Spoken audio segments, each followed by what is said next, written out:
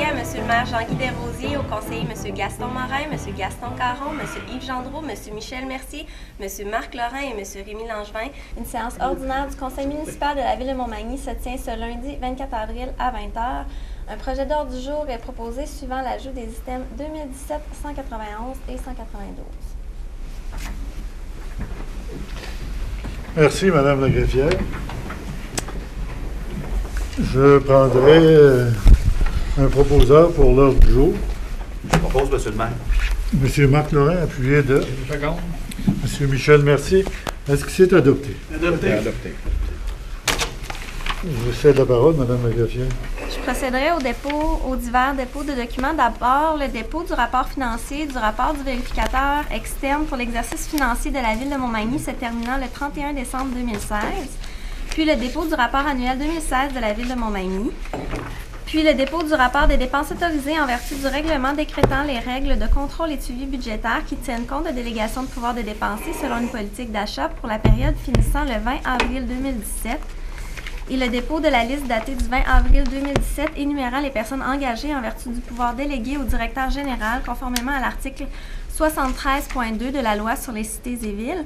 Et enfin, le dépôt du registre daté du 24 avril 2017 énumérant les occupations du domaine public autorisées en vertu du règlement numéro 1066 concernant l'occupation du domaine public de la ville de Montmagny.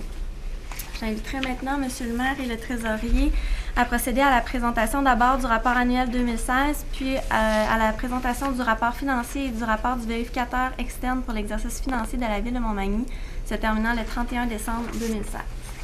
Tout d'abord, nous allons débuter la présentation par la présentation du rapport annuel que l'on dépose et que vous retrouverez inséré dans le journal Loi Blanche dans votre Publisac cette semaine.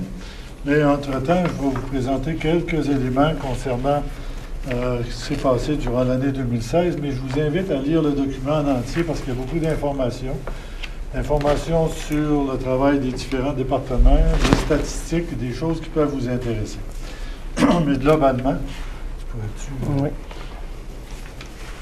Je commencerai par cette premier élément-là, qui est l'entente que nous avons signée avec Cap-Saint-Ignace.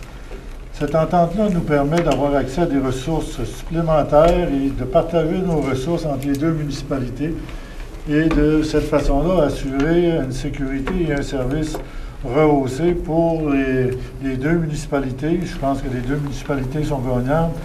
À l'heure actuelle, c'est à coût nul, mais excepté que tout le monde en bénéficie, soit d'un ou de l'autre, ou soit des équipements de l'un et de l'autre. Et souvent, ça va nous amener à acheter un petit peu moins d'équipements parce qu'on partagera les équipements qui appartiennent aux deux municipalités. Parce que c'est une entente, je pense, assez historique. On ne veut pas fusionner les villages, on veut travailler avec eux et signer des ententes sur les services avec les différentes municipalités. La suivante, ça représente la place publique, la Seine et la place publique. Mais dans une municipalité, ceux qui voyagent un petit peu, dans chacune des municipalités dans le monde, il y a des places publiques, parce que c'est devenu le lieu de rencontre des citoyens. Et à Montmagny, ça complétait bien l'aménagement de ce périmètre-là. La place publique va devenir, avec sa scène, va devenir une place de rencontre pour l'ensemble des citoyens, pour des événements ou toute autre activité. Et je pense que dans une municipalité, on doit avoir une place où les citoyens peuvent aller échanger entre eux et se rencontrer. Donc, c'est la raison. En même temps, on est la première ville au Québec qui a été entreprise en santé. Ça nous amène au circuit des Trois Ponts que nous avons réalisé. La partie Est du côté de Saint-Mathieu, elle est terminée. Elle a été inaugurée l'an passé, qui permet de redonner la rivière aux citoyens, qui leur permet de marcher le long de la rivière, de flâner aussi, autant à pied, à vélo, qu'en trois roues, peu importe, en chaise roulante pour ceux qui ont des obligations de se promener de cette façon-là. Donc, ça devient accessible à tout le monde et ça permet à tout le monde de bénéficier de leur infrastructure. La même chose se fait sur le boulevard Taché. L'éclairage des chutes, il y a des gens qui trouvent redire un petit peu, mais la majorité, on doit apprécier. Le clarage des chutes est là pour que les citoyens apprécient leur bassin et que aussi les touristes, quand ils viennent, ça devient un point d'intérêt pour l'ensemble des touristes qui viennent visiter notre municipalité. Ça fait un lieu qui donne un cachet particulier à notre rivière et à nos chutes. Le marais, pourquoi je l'ai mis le marais? Parce que je suis persuadé que c'est pas la totalité des Manimontois qui connaissent que nous avons un marais. Si je demandais à certains où se situe le marais, je ne suis pas sûr qu'ils pourraient me donner la réponse exacte. Il se situe le voisin du jardin communautaire. Si vous savez qu'il y a un jardin communautaire, ça vous guide un peu. Mais j'invite les gens il y a des trottoirs, il y a des endroits d'observation. Puis le marais, on a investi l'an passé 25 000 $ avec des privés et avec Canard Illimité pour refaire les infrastructures, pour le garder vivant pour les 25 à 30 prochaines années. C'est un lieu pour les ornithologues qui aiment aller observer les oiseaux et il y a toutes sortes d'éléments intéressants. Je vous invite à aller voir quand il redeviendra accessible, là, parce que le barrage sera terminé et l'eau sera revenue à l'intérieur du marais. Mais c'est un élément pour les citoyens, puis aussi qui peut servir d'attrait pour les touristes. Pourquoi j'ai mis les blocs? Pas parce que ces blocs-là en particulier, mais c'est parce que juste pour définir que depuis une dizaine d'années, moi je suis ici depuis 12 ans, la construction de blocs appartements, je me souviens pas du dernier, il y en a eu un ou deux sur la rue Saint-Thomas, mais il n'y a pas longtemps. Et c'est la première fois qu'on voit les blocs appartements poindre, et ceux-là en particulier, mais il y en a d'autres qui se feront cette année, mais ça permet d'avoir une offre supplémentaire et d'être capable de répondre aux citoyens qui arrivent à Montmagny, bien de trouver un logement de la qualité qu'ils recherchent, et ça fait juste additionner l'offre. Et moi, je pense que l'offre, ça permet de retenir des citoyens chez nous quand on trouve ce qu'on recherche à l'intérieur de notre municipalité. Patrimoine immatériel. Pour les gens, le patrimoine immatériel, ben c'est ce qui fait partie de l'ADN des Manimontois. Le patrimoine refait la nomenclature de l'accordéon, la course, le canot Atlas, la chasse à la sauvagine, ces différents éléments-là.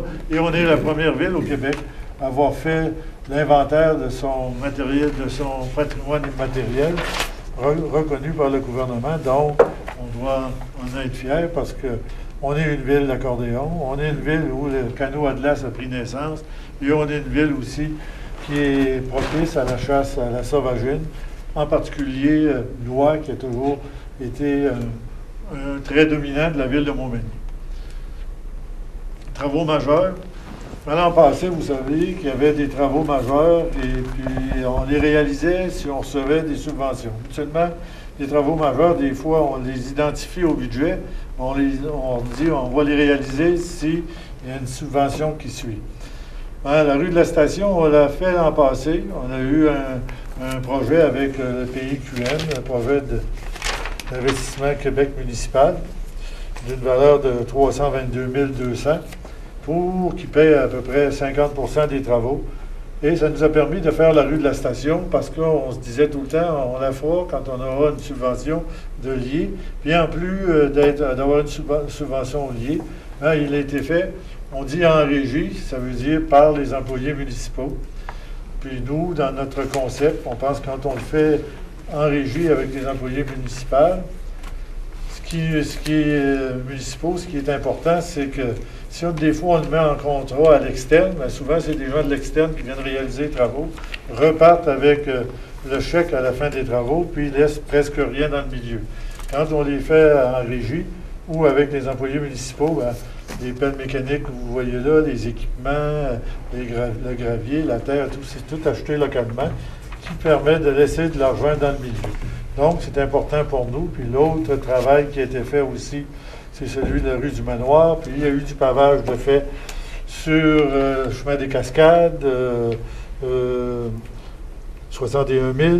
Sur la rue du Manoir, c'était un contrat de 776 000, mais payé entièrement par la taxe sur l'essence. Et il y a eu le bras Saint-Nicolas où on a fait des travaux pour 83 000. Donc, c'est tous des travaux qui se sont additionnés parce qu'ils étaient liés à des subventions qui avaient été demandées. L'usine de traitement de l'eau, pourquoi on la met là? Parce que depuis une dizaine d'années, à chaque année, on investit sur l'usine de traitement de l'eau pour soit la mettre plus accessible à distance, soit pour modifier notre façon de traiter l'eau à l'intérieur de l'usine. Vous allez voir dans le rapport qu'il y a des pompes qui ont été remplacées, des doseurs qui étaient là depuis 1960. Tant qu'ils exigeaient d'être remplacés par quelque chose de matériel un peu plus neuf, puis contrôlable à distance. Et aussi, on a changé la façon de traiter, au lieu de mettre la chaux, parce que la chaux, on la mettait manuellement, mais ça peut être dangereux de manipuler de la chaux avec des acides, là. Donc, maintenant, on prend de la soude caustique. Vous allez me dire, c'est dangereux. Non, mais c'est exactement fait pour les usines de traitement de l'eau. Et c'est pour donner un pH qui est satisfaisant. Donc, l'usine de traitement de l'eau, on a encore des travaux à faire cette année. On a fait la toiture, on a fait le chauffage. Puis les travaux qu'on a fait, ça nous a permis d'économiser des sous sur l'énergie. Donc, on travaille dans cette fonction-là. Et la Ville de Montmagny a de quoi être fière aussi parce que l'année passée, je ne sais pas si c'est 4 ou 5 prix que nous avons gagnés au niveau le prix distinction au niveau de la catégorie entreprise en santé. Ben, je suis allé à Montréal, il y avait les caisses populaires, la Banque nationale, des gros joueurs au niveau provincial. Puis c'est la Ville de Montmagny qui a eu le prix distinction pour les gestes qu'on pose pour maintenir et s'assurer la santé et le mieux-être de nos citoyens et de nos employés. Donc, je passerai à l'autre suivante. C'est nombreuses raisons d'être fiers aussi.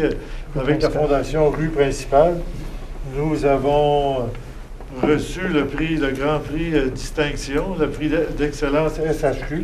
Pour recevoir ce prix-là, il faut répondre aux 5 autres critères de Rue Principale. Et c'est l'apothéose, c'est le prix de Rue Principale.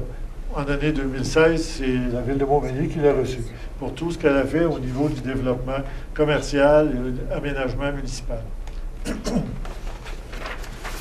Un autre prix qu'on peut être fier aussi, Ville et villages en santé. Il y a eu un colloque à Montréal l'automne passé où l'Organisation mondiale de la santé était présente, des gens de l'Ontario, des Maritimes et de l'ouest du pays. Et nous avons reçu le prix le plus distinctif, qui était la Coupe VVS Réal Lacombe. C'est le prix le plus convoité au niveau de villes et villages en santé. La ville précédente à nous, c'était Gatineau, puis celle précédente à ça, c'était Victoriaville. Donc, je pense qu'on était dans la cour des moyens, si on n'était pas dans la cour des grands, mais je pense que c'est un prix très intéressant. On a encore une raison d'être fiers de notre municipalité. Ça termine un peu le rapport financier. Je vais donner des éléments substantiels, mais n'hésitez pas à consulter le document que vous allez recevoir chez vous. Lisez-le. C'est les réalisations des travaux qui sont faits avec l'argent des citoyens. Donc, vous avez besoin de savoir qu'est-ce qu'on fait avec votre argent et où on l'investit. Donc, ça termine, puis on va partager la deuxième partie pour le rapport financier au 31 décembre. Puis M. André Lévesque qui va nous présenter les états financiers. Puis moi, si à l'occasion, je ferai peut-être des commentaires. Parfait, merci beaucoup, M. le maire. Bonsoir à tout le monde. Donc, le rapport financier de la Ville de Montmagny a été audité par la firme d'auditeurs externe Raymond Chabot, Grant Thornton de Montmagny. Donc, ils ont émis un rapport sans réserve et sans note. Donc, ce rapport indique que les états financiers reflètent la santé financière de la municipalité en date du 31 décembre 2016.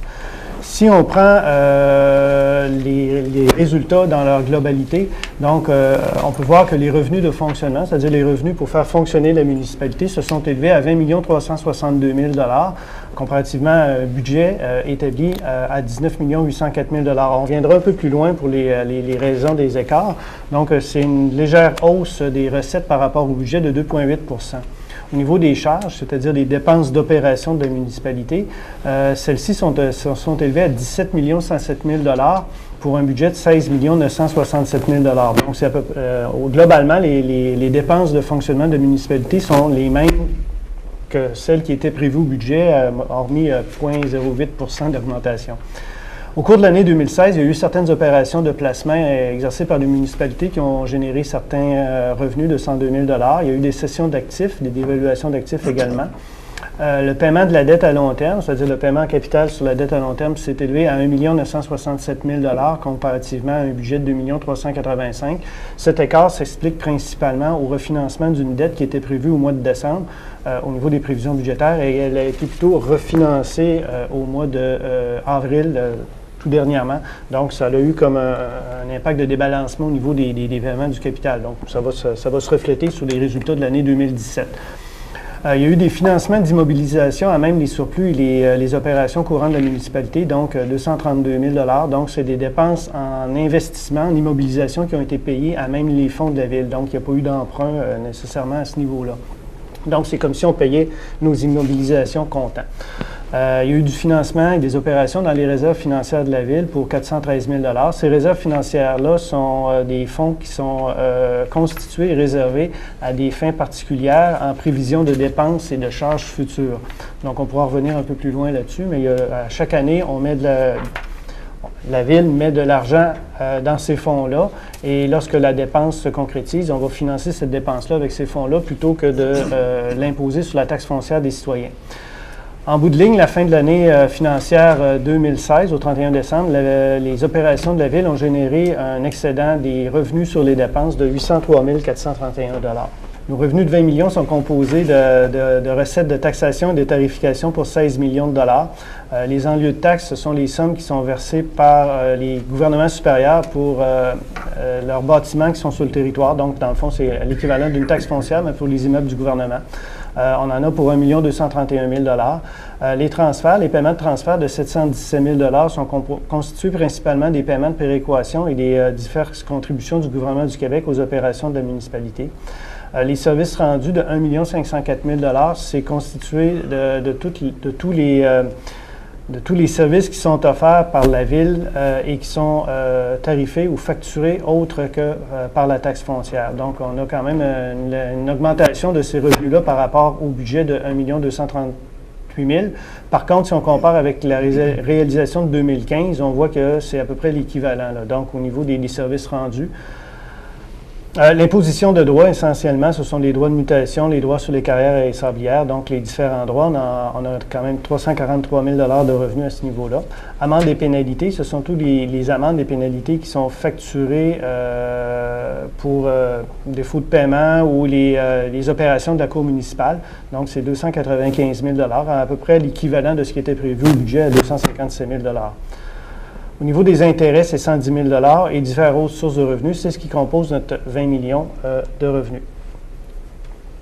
Donc, si on parle un peu du détail des principales variations, les recettes de taxes ont généré 300 000 $ de plus que ce qui était prévu au budget. Essentiellement, ce sont des ajouts, des nouvelles constructions, des rénovations qui ont été portées au rôle en cours d'année et qui n'étaient pas prévues au budget. Donc, ce n'est pas une hausse de taxes, c'est vraiment de l'ajout au parc immobilier de la Ville qui ont généré ces surplus-là. Donc, c'est sûr qu'au niveau des droits de mutation, c'est les cessions, les transactions au niveau de transfert immobilier dans la municipalité. On a toujours une prévision au niveau du budget qui tient compte un peu des opérations des années précédentes. Donc, il y a eu plus d'opérations que ce qui était prévu. Donc, ça a généré plus de droits de mutation pour 100 000 $. On parle des revenus des activités de loisirs qui ont généré 123 000 $ de plus que ce qui était prévu au budget. Essentiellement, ce sont les inscriptions aux activités de loisirs qui ont été en hausse. Je pense qu'il y a eu un dépôt de bilan du service des loisirs des dernières semaines au conseil municipal et on a remarqué vraiment une augmentation de la fréquentation des activités offertes par le service de loisirs. c'est que les cours sont de plus en plus populaires, il y a plus de gens disponibles pour suivre les cours et ça nous permet d'être beaucoup plus productifs. C'est ce qui est important au niveau du service des loisirs.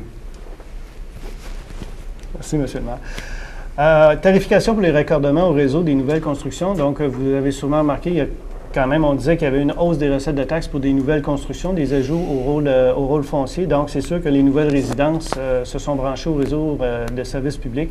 Donc, on avait quand même une certaine prévision au niveau des tarifs pour les raccordements. On a quand même 61 000 de plus que ce qui était prévu au budget.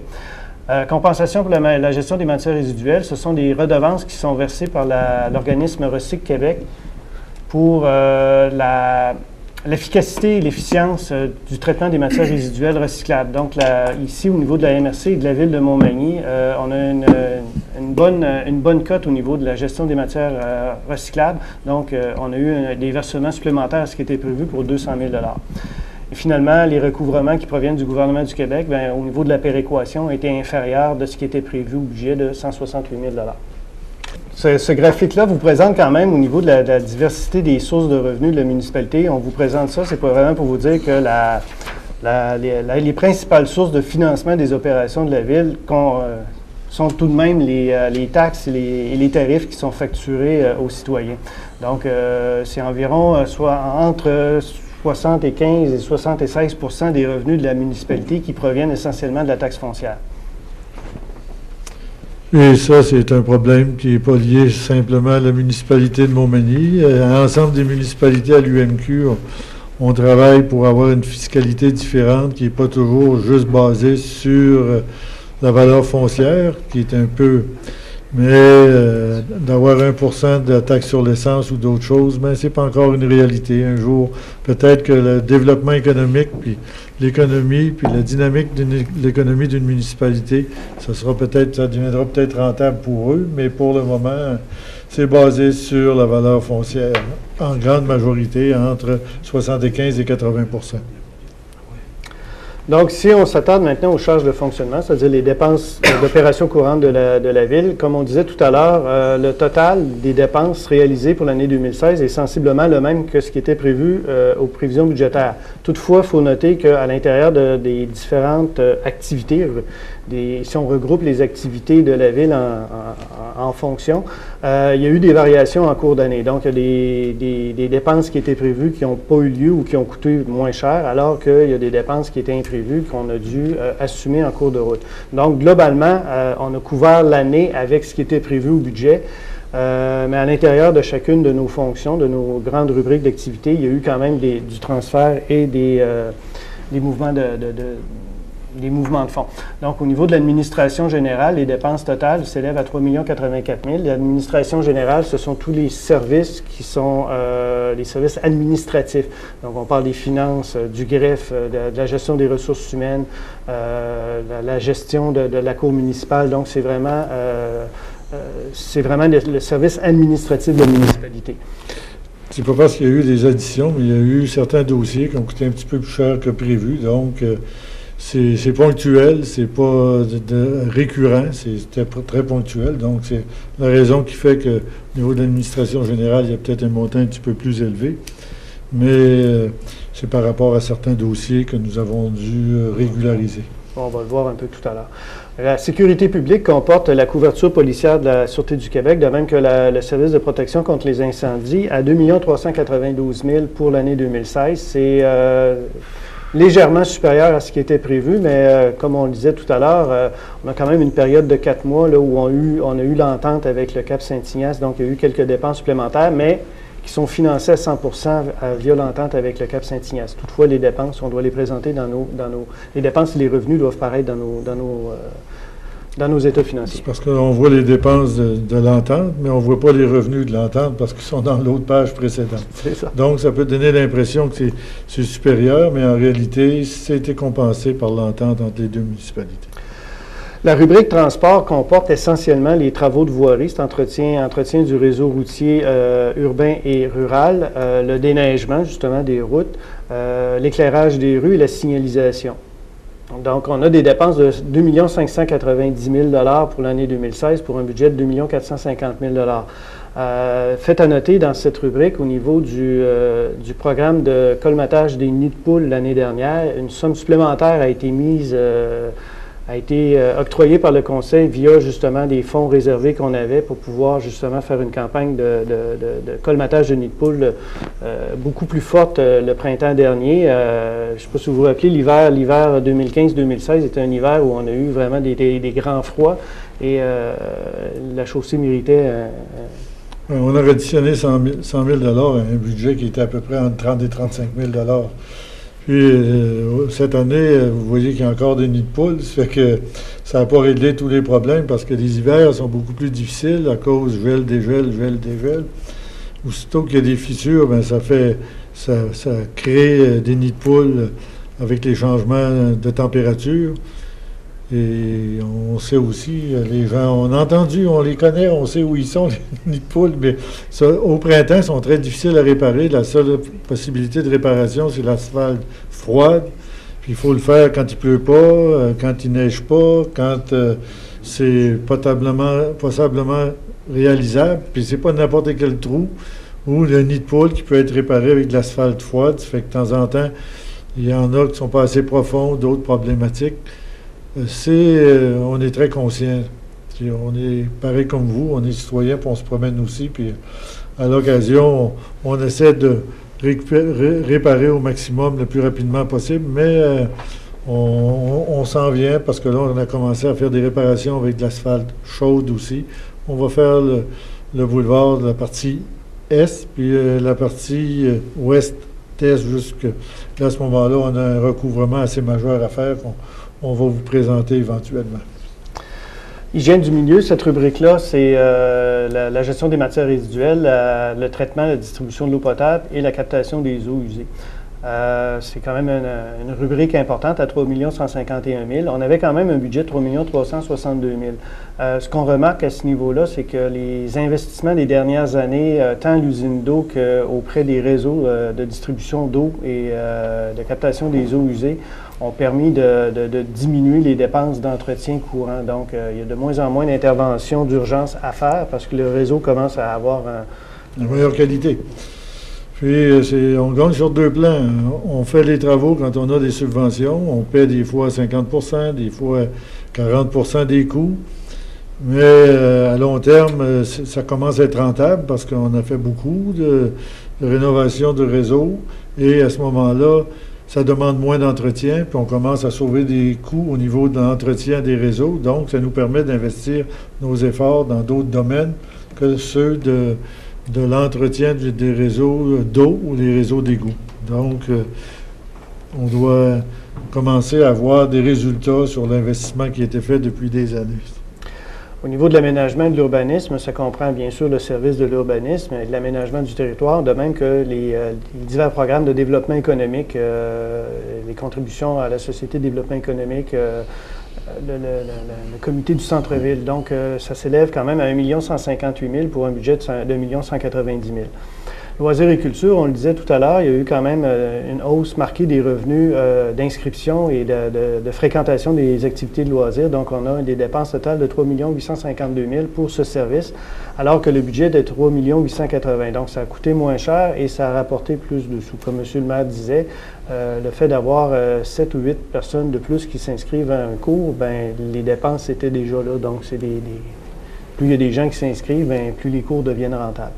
Finalement, les frais de financement s'élèvent à 670 000. Donc ça, essentiellement, c'est l'intérêt sur la dette à long terme et les frais de financement courants. On parlait de certains honoraires professionnels qui ont été encourus au niveau de la gestion des ressources humaines, des éléments qui n'étaient pas prévus au budget. Au niveau du transport, de la disposition de neige usée, il y a eu des dépenses supplémentaires de 61 270. C'est sûr que lorsque on doit transporter plus de neige, bien, les coûts se voient augmenter. On parlait tout à l'heure également du 100 000 $ qui a été injecté à la réparation pavage des routes. À signaler que ce montant-là a été affecté directement de réserves et de fonds réservés par la Ville. Donc, ça n'a pas d'incidence sur le taux de taxation des citoyens. Il y a eu quand même de l'entretien quand même assez majeur sur certains immeubles au niveau de l'usine d'eau et de l'aréna. et des économies au niveau de l'électricité par rapport au budget qu'on avait adopté. Finalement, les frais de financement, comme je disais, il y avait une diminution de 37 000 $. Donc, au niveau de cette diapositive-ci, on présente les mêmes dépenses, des dépenses d'opération par la nature de la dépense. Donc, on peut voir que la rémunération et les charges sociales pour les employés de la municipalité représentent environ 32 % des dépenses globales. Et c'est à peu près l'équivalent des services techniques, c'est-à-dire des services qui sont achetés auprès d'entrepreneurs locaux ou de fournisseurs locaux, de même que les contributions aux divers organismes. Ce sont vraiment les trois grandes rubriques de dépenses par objet. Au niveau des dépenses en immobilisation, parce qu'un budget municipal, il y a les dépenses d'opération courantes pour offrir les services et il y a les dépenses qui sont plus des dépenses à long terme, des immobilisations. En 2016, la Ville a investi 5 638 000 $, un peu plus de 5 638 000 $ en immobilisation. Comme M. le maire le disait tout à l'heure, il y a certaines de ces dépenses-là qui n'auraient pas eu lieu s'il n'y avait pas eu confirmation de subventions de la part des gouvernements supérieurs. Donc, sur ces dépenses de 5 millions-là, il y a quand même presque 1,3 million de $ de subventions qui ont été confirmées. Donc, c'est à peu près des dépenses équivalentes là, qui n'auraient pas été réalisées en cours de l'année 2016 si les gouvernements n'avaient pas accordé de subventions. Principalement, ce sont des travaux liés aux réfections d'aqueducs et d'égouts. Comme M. le maire le disait tout à l'heure, on a eu quand même la rue de la Station, on a eu l'avenue du Moulin, le chemin des Cascades, un ponceau sur la montée de la rivière du Sud. Il y a eu des réfections majeures au niveau des pavages, trottoirs et éclairages pour 1 700 000 $. Aménagement de bâtiments publics, 1 439 000 $. Principalement, il y a eu la place publique, là, les travaux qui ont été faits pour la scène extérieure et le réaménagement de la place publique. Acquisition de véhicules pour 670 000 $, un camion 12 roues, c'est sûr que c'est un gros investissement. Machinerie, outillage, mobilier, équipement de bureau pour 507 000 $. Divers aménagements dans les parcs, les terrains de jeu, rafraîchissement de modules et de jeux pour 114 000 $ et divers autres éléments pour 48 000 $. Au niveau de la dette, c'est sûr, on investit, donc il faut financer. Au niveau des subventions, les subventions qui proviennent du gouvernement fédéral sont payées comptant, alors que celles qui proviennent du gouvernement du Québec nous sont remboursées sur une période de 20 ans. Donc, la part du gouvernement du Québec est empruntée par la Ville et le gouvernement du Québec, pendant 20 ans, va nous rembourser capital et intérêt, le montant qui nous a été octroyé. Donc, si on parle de la dette brute, elle s'élève à 25 485 000 $. C'était 23 millions en 2015. Si on tient compte de toutes les sommes qui sont mises de côté pour le remboursement de la dette à long terme, en plus des sommes qui sont à recevoir au cours des 20 prochaines années par le gouvernement du Québec, cette dette s'élève plutôt à 20 450 000 $. C'était 18 millions, presque 19 l'année dernière. Donc, il n'y a pas eu une grosse variation au niveau de l'endettement, malgré les investissements majeurs qui ont été faits cette année. Le service de la dette, le paiement du capital et de l'intérêt, c'est 2 638 000 $, soit 15 % du budget d'opération de l'année. À titre comparatif, les villes du Québec, l'ensemble des villes du Québec, en moyenne, affectent 18 % de leur budget d'opération au service de la dette. Donc, nous, c'est à 15,4 % alors que c'est un petit peu plus que 18 pour les villes du Québec. L'objectif, c'est sûr que l'objectif à chaque année du conseil municipal, c'est justement de ne pas dépasser le seuil de la moyenne des villes du Québec là, pour garder le remboursement de la dette à long terme à un niveau acceptable annuellement. Également, on parlait tout à l'heure de fonds réservés, de bas de laine finalement et d'excédents réservés. Donc, au 31 décembre 2016, l'excédent accumulé non affecté, c'est-à-dire libre, disponible pour investissement de la Ville de Montmagny, s'élève à 1 558 000 $. L'excédent accumulé affecté, c'est-à-dire de l'excédent qui a été réservé par le conseil municipal à des fins de dépenses prévisibles, mais dans le futur, on en a pour 864 000 $. Et on a des réserves financières, soit le fonds de roulement, où il restait disponible 178 000 $. On a la réserve pour les élections qui auront lieu cet automne. Donc, les élections qui auront lieu à l'automne 2017 sont déjà payées. Dans le fond, on a déjà des fonds pour payer ces élections-là pour 121 000 $. On a des réserves pour l'entretien et l'amélioration des réseaux d'aqueducs et d'égouts qui s'élèvent à 497 000 et divers autres éléments de réserve pour 109 000 Ça nous fait un total de 3 328 000 de fonds réservés à des fins spécifiques en date du 31 décembre 2016. Si on veut, à la fin de l'année, le 30 décembre, on avait à peu près 700 000, puis on a mis 803 000 de plus, fait que ça nous fait 1 558 000 de libre. Et il n'y a rien de gênant à avoir des surplus parce que si on regarde au niveau des réserves, quand on met réseau, aqueduc et égout, mais si on décide, si on a besoin de faire nettoyer un des bassins de récupération des eaux usées, automatiquement, c'est 500 000 500 000 si on n'a pas ramassé l'argent au courant des années jusqu'au besoin de nettoyer le bassin, ça veut dire 6 % d'augmentation de taxes. Donc, on fait la prévision pour récupérer puis amasser l'argent jusqu'aux besoins du nettoyage des bassins. Puis, on en a nettoyé un il y a à peu près 4 ou 5 ou 6 ans. Puis, ça a coûté 450 000, près de 500 000 Puis, si on le fait dans 3 ou 4 ans, peut-être que ce ne sera pas 500 000, mais plus 700 000 pour faire le nettoyage. Donc, il faut prévoir. Au niveau de récupération des ordures et ces choses-là, souvent, au niveau des ordures qu'on envoie à l'îlet pour être transportées ailleurs, souvent, on a une augmentation aux 5 ans. Ce qu'on fait, on fait une réserve, puis on n'a pas... Parce qu'il y a 2 ou 3 ans, on a été augmenté de 25 %. Si on avait transféré automatiquement cette augmentation-là aux citoyens, oui, ils n'auraient pas été très heureux. Donc, ce qu'on fait, on se prépare une réserve pour une future augmentation. On ne leur dit pas de nous augmenter de 25 %, mais s'il y a une augmentation, on veut être capable de la régulariser sur les 5 ans qui vont suivre sans trop hypothéquer le citoyen. C'est la raison pour laquelle on fait des réserves. Parce que souvent, les gens vont nous dire, une ville, c'est pas là pour faire des réserves, mais une famille aussi, c'est pas là pour faire des réserves, mais quand le frigidaire vient en trouble, si on a de l'argent dans notre réserve, on peut en acheter un neuf. Si on n'a pas d'argent, on passe notre temps à s'hypothéquer. Nous, on ne peut pas hypothéquer, puis arriver à la fin de l'année, puis pas être capable d'équilibrer le budget. Donc, on est obligé d'arriver en équilibre budgétaire. Si on a une dépense prévisible, on n'a pas les sous, il va falloir la taxer en début d'année. C'est la raison pour laquelle on fait des réserves. Il y a des réserves qui sont très bien ciblées. Puis le fonds de roulement, le fonds de roulement, c'est un fonds qui sert pour acheter des équipements qui ont une durée de vie plus courte. Un ordinateur, un véhicule, des choses qui peuvent durer.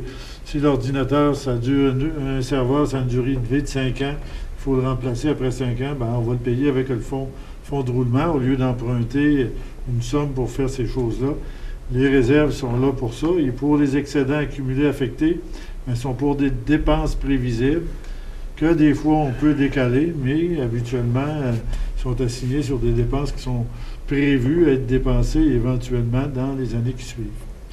C'est la raison, puis soyez pas surpris qu'on ait un surplus, puis que le surplus soit de cette valeur-là, parce que si on n'avait pas de surplus, vous auriez raison d'être inquiet. Si on a des surplus, vous n'avez pas de raison d'être inquiet, c'est qu'on essaie de gérer ça efficacement en fonction de vous régulariser le compte de taxes sans être obligé d'avoir des augmentations assez élevées, puis d'autres moins élevées, puis d'autres élevées, réagir aux événements. On est capable d'absorber les événements et régulariser la situation. C'est la raison pour laquelle notre budget, il y a un surplus, il y a une dette, mais si on ne prend pas les projets puis les programmes gouvernementaux quand ils passent, on a une vieille ville, on a des vieux réseaux. Malheureusement, on a la joie d'avoir une vieille ville qu'on a 371 ans d'âge, mais on a des vieux réseaux aussi, des petites rues, des choses qui sont très dispendieuses à entretenir, et tous ces éléments-là, je pense qu'on doit toujours prévoir l'imprévisible, et les surplus sont là pour prévoir l'imprévisible. Ce qu'on a prévu, on l'a mis dans des réserves ciblées. L'autre, c'est pour prévoir comme l'année passée, quand on a eu besoin de 100 000, si on n'avait pas eu de surplus, on n'aurait pas eu de 100 000. Si on ne l'avait pas eu, on n'aurait pas pu faire des travaux. Parce qu'il aurait fallu arriver avec un budget équilibré à la fin de l'année. c'est la raison. Les surplus, il n'y a rien de gênant là-dedans. Puis 800 000 sur un budget de 20 millions, inquiétez-vous pas, c'est pas catastrophique. C'est tout à fait, même c'est pas la normale habituelle. Disons que c'est 7-8% du budget, on devrait avoir ça. Ça pourrait être aux alentours d'1 million, hein, 1,2 million, 1,4 million, mais on a juste 800 000. Et il faut toujours être très vigilant sur la gestion. Puis pour ça, je remercie les gens du conseil municipal, les gens de l'administration municipale, puis ceux qui surveillent pour pas qu'on soit trop exigeant sur les dépenses, puis qui surveillent les dépenses. Le directeur des finances, c'est la façon dont on gère la ville. Puis on le fait, tout ce qu'on en est, pour satisfaire au maximum le citoyen. C'est sûr, c'est leur argent. On ne veut pas payer de taxes. On n'aimerait pas ça d'en payer, mais malheureusement, le système est bâti comme ça. Et vous avez vu que 80% des revenus sont de sources de taxes sur notre patrimoine immobilier. Donc, mais la valeur de la ville est près d'1 milliard, ou elle dépasse maintenant 1 milliard. C'est quand même une garantie, une sécurité pour l'ensemble des citoyens. Donc, après avoir dit merci à tout le monde, je pense que je vais retrouver ma place habituelle pour poursuivre cette réunion qui semble se dérouler dans un bon état d'esprit. Merci. Bon, on va reprendre après avoir présenté le rapport financier au 31 décembre. Et comme je vous rappelle, n'oubliez pas de regarder votre document. C'est pour vous. Nous, on s'en rappelle, puis des fois on l'oublie, mais vous avez tout ce qu'il faut pour ne pas l'oublier. Et je demanderai peut-être à la greffière de procéder aux prochaines résolutions, ma chère madame. Merci, Monsieur le maire. Résolution 2017-168 est d'approuver le procès-verbal de la séance ordinaire du 3 avril 2017. Les membres du Conseil déclarent avoir reçu copie du procès-verbal conformément à la loi et, en conséquence, déclarent l'avoir lu et renoncent à sa lecture. Résolution 2017-169 est de prendre acte du procès-verbal de la réunion du comité consultatif d'urbanisme en date du 18 avril 2017 et d'autoriser les services municipaux ou intervenants concernés à entreprendre les procédures nécessaires découlant des recommandations contenues au dit procès-verbal. Concernant ces deux résolutions, je prendrai un proposant. Je propose, M. le maire. M. Gaston Caron, appuyé de... Je vais l'appuyer. M. Yves Jandot, est-ce que c'est adopté? Adopté. Résolution 2017-170 est d'autoriser un emprunt auprès de la Caisse populaire des Jardins de Montmagny d'une somme maximale de 5 750 $, laquelle somme n'excède pas 90 % des montants des emprunts approuvés par le ministère des Affaires municipales à l'égard des règlements numéros 1182, 1183, 1184, 1185 et 1191. Résolution 2017-171 est d'autoriser l'Union des municipalités du Québec en tant que mandataire du regroupement Bécancour suivant la libération du Fonds des garanties en assurance biens pour la période du 1er avril 2011 au 1er avril 2012 à procéder au versement du reliquat du dit Fonds de garantie aux membres du regroupement dans les mêmes proportions que ceux-ci y ont contribué lors de sa constitution. Résolution 2017-172 et d'autoriser l'Union des municipalités du Québec en tant que mandataire du regroupement Bécancour suivant la libération du Fonds de garantie en responsabilité civile primaire pour la période du 1er avril 2011 au 1er avril 2012 à procéder au versement du reliquat du dit Fonds de garantie aux membres du regroupement Bécancour dans les mêmes proportions que ceux-ci y ont contribué lors de sa constitution. Au niveau de ces trois résolutions, je prendrai un proposeur. Je vais proposer, M. le maire. M. Langevin, appuyé de Marc Lorrain. M. Lorrain. Est-ce que c'est adopté? Adopté. Résolution 2017-173 est d'accorder à l'organisme Les Arts de la Scène une aide pour l'acquisition de matériel de sonorisation pouvant desservir la scène extérieure sous la forme d'un prêt de 70 000 $ remboursable en 7 versements annuels égaux le 1er mai de chacune des années de 2018 à 2024, le tout sans intérêt. Résolution 2017-174 est de verser aux organismes à but non lucratif usagers de l'ARENA des subventions totalisant 130 635,04 représentant l'aide de fonctionnement accordée à ces organismes découlant de la tarification adoptée par la Ville pour l'utilisation de l'ARENA pendant la saison de glace hiver 2017. Résolution 2017-175 et de confirmer le versement de contributions à divers organismes à but non lucratif totalisant un montant de 15 105 $. Et enfin, résolution 2017-176 est d'autoriser le paiement des diverses dépenses du conseil municipal totalisant 2 128,54 plus toute taxe applicable, le cas échéant. Concernant ces résolutions, je prendrai un proposeur. Propose, Monsieur le maire. M. Gaston Morin. Je vais l'appuyer. Puis M. Gendreau. C'est adopté. Adopté.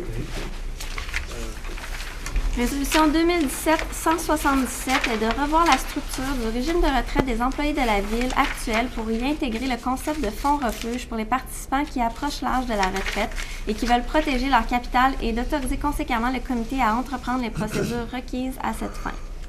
Résolution 2017-178 est de nommer M. Joshua Ménard-Suarez à titre d'administrateur désigné par la Ville de Montmagny au conseil d'administration de l'organisme Corporation de la Bibliothèque municipale de Montmagny et de reconduire celui de M. Jean-Guy Desrosiers au même titre et ce pour un mandat de 2 ans ou jusqu'à la nomination d'un successeur comme le prévoient ces règlements généraux. Pour ces résolutions, je prendrai un proposeur. Je propose. M. Michel Mercier. Puis de J'appuie. M. Gaston Caron. Est-ce que c'est adopté? Adopté. Résolution 2017-179 est d'autoriser le maire et la greffière à signer pour et au nom de la Ville de Montmagny l'entente établissant les modalités entourant l'exécution par la Corporation Camping Pointe-aux-Oies de travaux d'entretien du site du Parc Saint-Nicolas, propriété de la Ville de Montmagny, pendant la période du 15 avril au 31 décembre 2018, ladite entente pouvant être renouvelée par la suite d'année en année. Résolution 2017-180 est d'autoriser le maire et la greffière à signer pour et au nom de la Ville une entente de partenariat avec Marché public de Centre-Ville de Montmagny, couvrant les années 2017, 2018 et 2019, ayant pour but d'accroître la visibilité et la fréquentation du marché public, propriété de la Ville et géré par l'organisme, et d'en assurer la pérennité et le développement. Résolution 2017-181 est d'entamer immédiatement les démarches pour acquérir le lot 5 695 662, tel que désigné par la description technique préparée par l'arpenteur géomètre Étienne Canuel en date du 24 avril 2017 sous sa 1855e minute, et de procéder à l'acquisition par tout moyen légal à défaut d'entente et de mandater le cabinet Jolicoeur-Lacasse, procureur en ce cas. Pour ces 3 résolutions, je prendrai un proposeur. Propose, M. Gaston Morin, appuyé de J'appuie, Monsieur le maire. M. Marc Lorrain. Est-ce que c'est adopté? Adopté.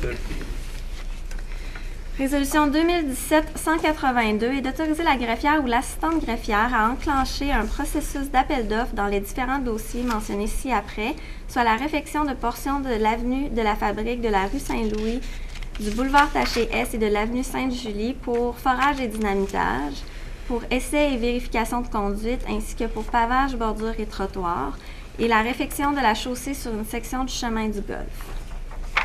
Résolution 2017-183 est d'adjuger à les entreprises J.R. Morin le contrat pour l'exécution de contrats de travaux de construction et de réfection de sections de bordure et de rues et de trottoirs dans les limites du territoire de la Ville pendant la période du 9 mai 2017 au 7 mai 2018, selon les prix unitaires soumis par l'adjudicataire pour chaque item mentionné au devis.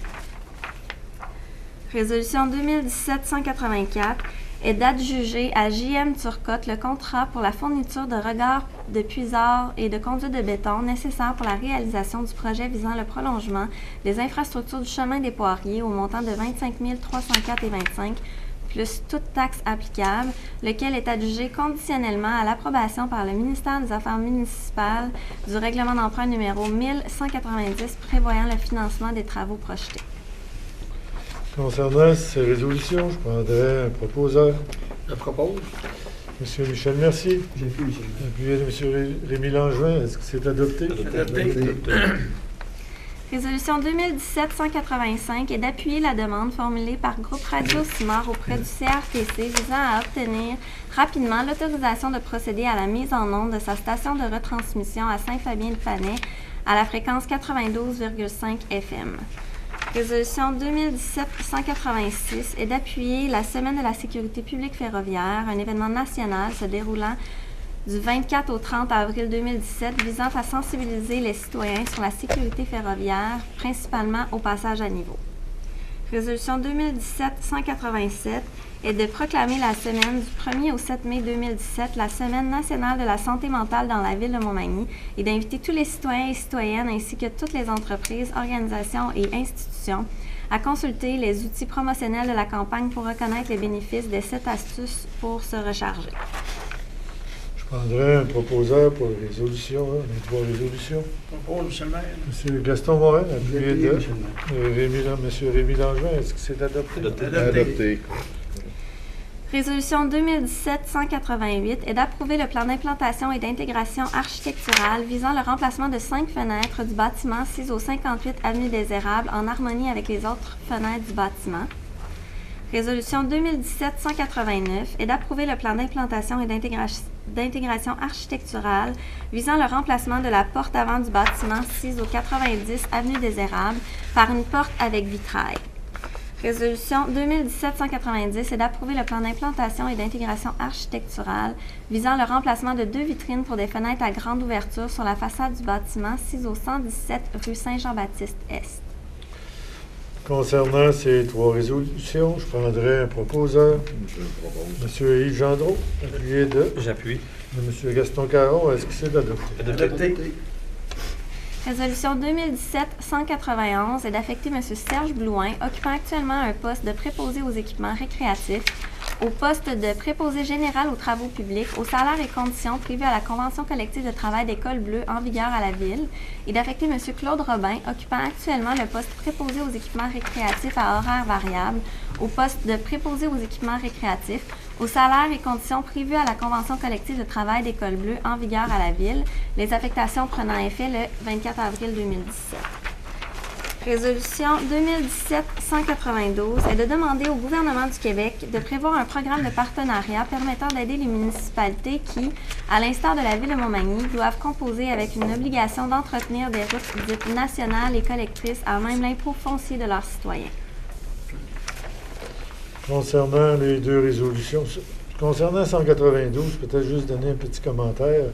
Cette année, on va refaire le pavage sur une partie du boulevard Taché, à partir du chemin des Poiriers, en s'en allant vers l'est. Puis, ça va nous coûter 350 000. 350 000 de l'argent des citoyens de Montmagny pour entretenir une route qui ne sert pas simplement, qui est une route nationale, collectrice entre des municipalités, qui n'est pas utilisée, qui est une route de transit. Donc, nous, on pense que le gouvernement du Québec devrait être partenaire avec les municipalités de notre gabarit, parce que c'est pas vrai pour toutes les municipalités. Entre Lévis et Rivière-du-Loup, je pense que la seule municipalité qui a ces obligations-là, c'est la ville de Montmagny. Parce qu'on est un certain nombre, parce qu'on est sur la loi, sur la LAU, puis tous ces éléments-là, la loi sur les cités et villes, et qu'on doit payer 350 000 $. Si on avait fait jusqu'à l'extrémité est, ben, je pense que ça aurait coûté entre 5 et 600 000 $ pour refaire le pavage. Je pense qu'une ville de notre gabarit ne peut pas se permettre d'entretenir à lui seul une route de cette qualité-là, qui est une route numérotée nationale du gouvernement du Québec. Donc, on va faire une demande au gouvernement pour qu'il développe un programme pour aider les municipalités comme les nôtres qui ont ces obligations-là. Parce qu'on est responsable de toutes les routes rurales, de toutes ces routes de toutes les rues municipales et d'une grande partie de la 132, facilement 6 à 7 km, entre Jacques-Posé et la rue du Régiment. Donc, à un moment donné, c'est beau mettre de l'asphalte, remplir des trous, mais à un moment donné, il faut procéder à un travail beaucoup plus majeur. Ce travail majeur-là, il demande pratiquement 350 000 cette année. Puis, pour faire un excellent travail, ça en aurait demandé 5 à 600 000. Je pense qu'on va faire des représentations auprès des ministres puis auprès du député pour que ces choses-là soient régularisées parce que aujourd'hui, c'est impossible de pouvoir tenir puis maintenir ces routes-là sans l'appui du gouvernement provincial. La 20, c'est eux, mais la 132, on n'est pas les seuls à l'utiliser, donc ça doit appartenir aux deux parties. C'est ce qu'on va demander. Donc, pour ces trois résolutions, ces deux résolutions, je prendrais un proposeur. Propose, M. le maire. Monsieur Gaston Morin, appuyé de. Et je seconde. Monsieur Michel Mercier, est-ce que c'est adopté? Adopté. On en serait rendu à la période des questions. Levez la main, avez-vous une question à poser, là, monsieur? Non, le monsieur en salle, il n'y a pas de question à poser. Je pense qu'il connaît les réponses. Ouais. Donc, on en serait rendu peut-être à la levée de la séance. Ça prendrait un proposeur pour lever la séance. Je propose. Monsieur Michel Mercier, appuyé de. Oui. Monsieur Rémi Langevin, est-ce que vous adoptez? Adopté. Bonjour, la prochaine rencontre, Madame la greffière, publique, télévisée. Le 8 mai. Le 8 mai. C'est la prochaine de toute façon. Oui. La prochaine, de toute façon, c'est le 8 mai, puis c'est télévisé. Donc, on vous invite aussi en grand nombre à venir nous rencontrer. On apprécie la visite. Comme conseil municipal, quand il y a de la visite, c'est plaisant. On a l'impression de parler à quelqu'un. Donc, merci beaucoup. Bonne semaine à tous.